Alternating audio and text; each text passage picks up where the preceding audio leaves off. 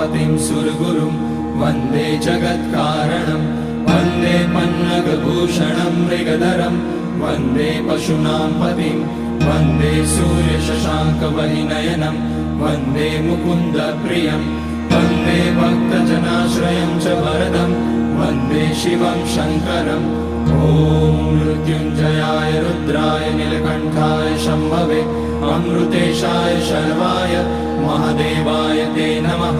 नमस्तेस्तु भगवन् विश्वेश्वराय महादेवाय त्र्यम्बकाय त्रिपुरान्तकाय त्रिकाग्निकालाय कालाग्निरुद्राय नीलकण्ठाय मृत्युञ्जयाय सर्वेश्वराय सदाशिवाय श्रीमान् महादेवाय नमः। ॐ नमः शम्भवाय च मयोभवाय च नमः शङ्कराय च मयस्कराय च नमः शिवाय च